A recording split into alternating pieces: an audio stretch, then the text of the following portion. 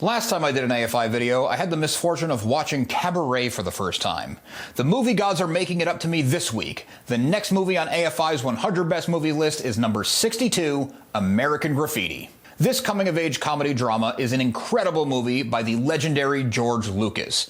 Based loosely on a young, gear-headed Lucas himself, this movie is set in Modesto, California, circa 1962. This project not only cemented George Lucas as a filmmaker, but led to him being able to fund his next project, Star Wars. The events alter the lives of everyone in the cast over the course of one long, unforgettable night. The cast is stacked with talent. Richard Dreyfuss, Ron Howard, Cindy Williams, Paul Lamont, Charles Martin Smith, Candy Clark, and even a young Harrison Ford in a smaller role. If this movie being made by George Lucas wasn't cool enough, it was produced by Francis Ford Coppola. The movie is a straight shot of nostalgia to the car and youth culture of the more innocent, simpler-feeling days of the early 1960s. It was groundbreaking in the use of established rock songs as the soundtrack over a more traditional score. The evening opens at Mel's Drive-In Diner. Such a cool Americana throwback. This is a hotspot for the local teenagers and the car culture of the era. Curt, played by Richard Dreyfuss, and Steve, played by pre-Happy Days Ron Howard, are out enjoying their last night in town before leaving for college. Curt is second-guessing his decision to go away to school, where Steve can't wait to get out into the wider world. Steve's decision to leave and his excitement over it has created a lot of understandable tension with his longtime girlfriend, Lori, played by Cindy Williams.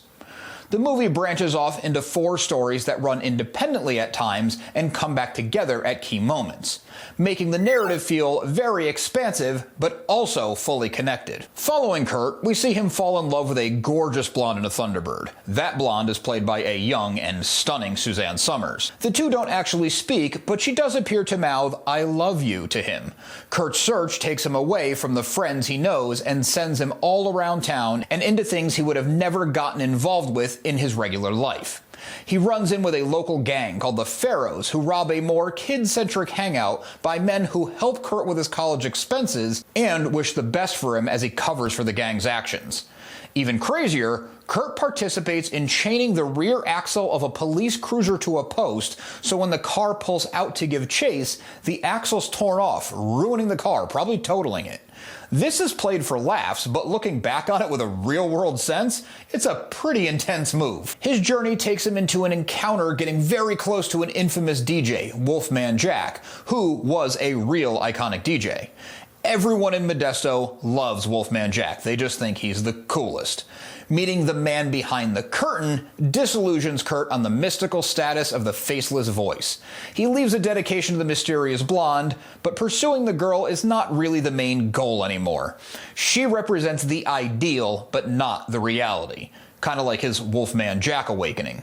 He reminisces on change and how bittersweet growing up is. Curt pulls a 180 over the course of the night and decides he is excited about going away to school after all. The issues between Steve and Lori boil up and the two constantly argue and reconcile again and again. There's a lot of internal tension for both of them as well, wrestling with trying to grow but also staying true to who you are and where you came from. Their arguments would be able to fit with any high school sweethearts, wondering how real their love is and if it can withstand potential outside influence and long distance. The emotionally charged yelling finally calms after an intense car accident. The two end up stranded and finally get to talk with level heads about their true feelings with none of the night's events interrupting. Steve also pulls a 180. He decides he's going to stay in Modesto with Lori. It's a nice moment for the relationship, but the reality of his internal struggle leaves the audience asking if he is changing his mind out of loyalty to the woman he loves or fear of change. The cool guy of the movie, who may not be as cool as he seems, is the aging John Milner. He's definitely not old, but maybe too old to be hanging out with only high schoolers as he ages. He's known as the fastest racer in town in his badass 1932 Ford Deuce Coupe, clearly worked over to be a hot rod. He's constantly told about a racer looking to take him down. Milner plays it cool, acting like this other racer isn't worth his time, but in reality, he's worried about losing the only status he has in life.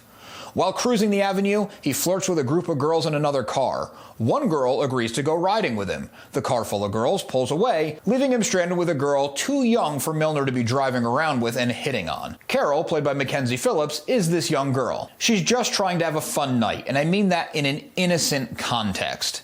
She teases Milner, and her optimistic energy barely wavers. Milner eventually softens, and the two have a genuine friendly connection.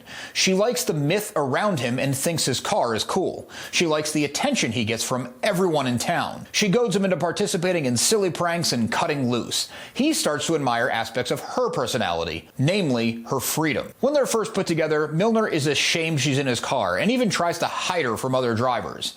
As they start to have fun together and the barriers come down, he becomes defensive of her. The friendship never gets creepy. He's more like a big brother. She awakens some spirit he lost, and she gets to grow up a bit. Terry "Toad" Fields, played by Charles Martin Smith, is a friend of Curt and Steve, but doesn't spend much time with them throughout the course of the movie. Toad is undeniably the movie's underdog. He goes off on his own adventure. He's young and hopeful, and also a dork. He's desperate for people to see him as something cooler than he is.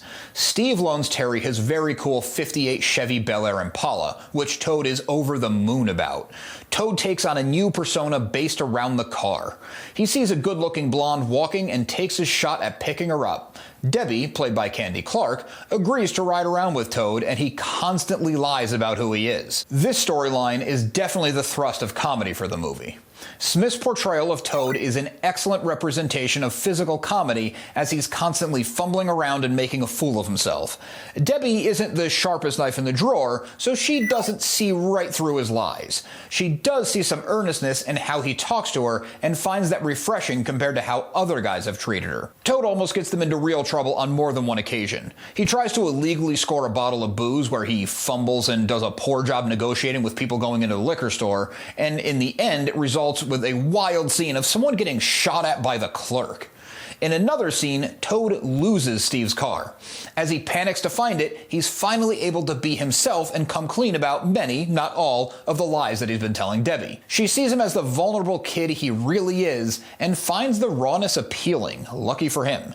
She sticks by him, and the two actually grow a bit closer. By the end of the night, Toad realizes that Debbie isn't the one. He knows his time with the car is also coming to an end, and that the car and the girl didn't change who he was fully, but he does have some newly found self-respect, which should carry him a long way. The climax of the movie involves Milner facing down the outsider who is challenging him in the background the whole time.